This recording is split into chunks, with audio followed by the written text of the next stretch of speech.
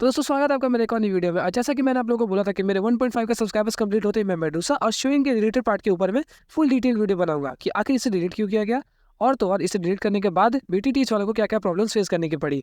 और एक प्रॉब्लम के बारे में तो लगभग आप लोगों को अंदाजा होगा ही, लेकिन जो दूसरा प्रॉब्लम था उसे तो मैंने एक्सपेक्ट ही नहीं किया था, जो कि एक कंट्रोवर्सी टाइप चली थी चाइना के अंदर में। तो मैं इस वीडियो में आगे चल के उसे बताने वाला हूँ, तो उसे सुनने बगैर जाइएगा मत। तो बिना किसी टाइम को वेस्ट किए हम लोग वीडियो को स्टार्ट करते हैं।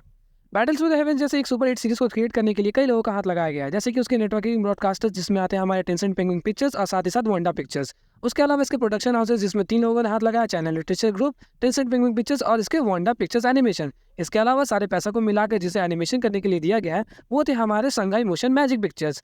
और इन सभी ने मिलकर इस बीटीटीएच को क्रिएट किया। और संगाई मोशन पिक्चर्स काफी दिनों से मेडुसा शोयन के इस बोल्ड सीन के ऊपर में वो लोग काम कर रहे थे। और तकरीबन एपिसोड 41 के रिलीज के 6 महीने पहले उन लोगों ने एक ट्रेलर को रिलीज किया था, जिसके अंदर उन लोगों ने दिखा दिया था कि हाँ, मेडुसा और शोयन के बीच में काफी ज्यादा बोल्ड सीन होने वाला है।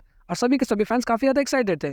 लेकिन जब इसे क्रिएट करने के बाद अलग अलग मेंबर्स को सेंड किया गया इसको रिव्यू करने के लिए, तो लगभग कई लोगों ने हाँ बोला और कई लोगों ने ना बोला इसको ब्रॉडकास्ट करने के ऊपर।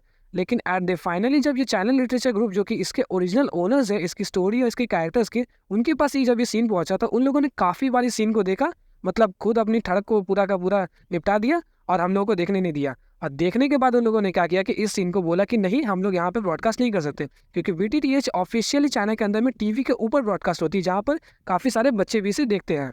और तो और आप लोगों ने जब इसका डिलीटेड पार्ट को देखा होगा तो ये सोच रहे हो कि आखिर इस सीन में तो कुछ था ही नहीं, तो इसे डिलीट करने का जरूरत क्या था। और जब उन लोगों ने इस डिलीटेड पार्ट को फिर से रिलीज कर दिया ताकि फैंस की भड़ास थोड़ी सी कम हो जाए, तो उन लोगों ने क्या किया कि इसके अंदर से भी थोड़ी सीन्स को काट दिया।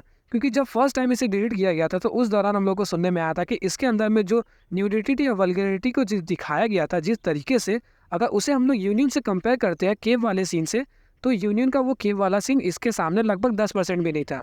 जिस वजह से क्या किया था कि उन लोगों ने इस सीन को डिलीट किया। और जब मैंने पर्सनली इस सीन को मेरे एक सब्सक्राइबर ने मुझे सेंड किया, मैंने देखा तो भाई लगभग मेडुसा पूरी तरीके से नेक थी, उसकी जो नाइटी थी उसके अंदर वो भी उतर चुका था और साथ ही साथ सोयन उसके ऊपर चढ़ा पड़ा था।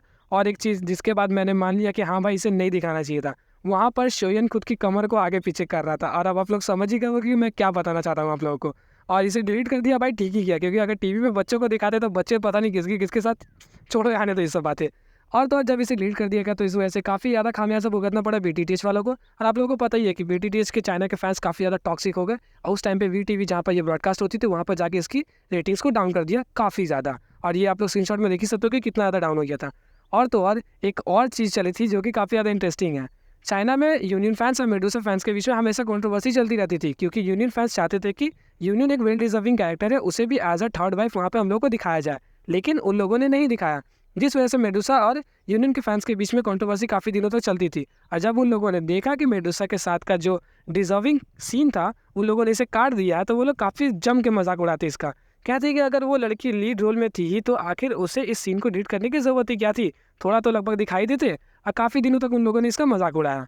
तो बस इतनी ही इन्फॉर्मेशन थी मुझे इसके बारे में। आप लोगों को इन्फॉर्मेशन कैसी लगी कमेंट करके ज़रूर बताइएगा। और तो और मैं काफ़ी दिनों से इनएक्टिव था क्योंकि मेरी तबीयत कुछ सही नहीं थी, साथ ही साथ मेरे एग्जाम्स भी थे।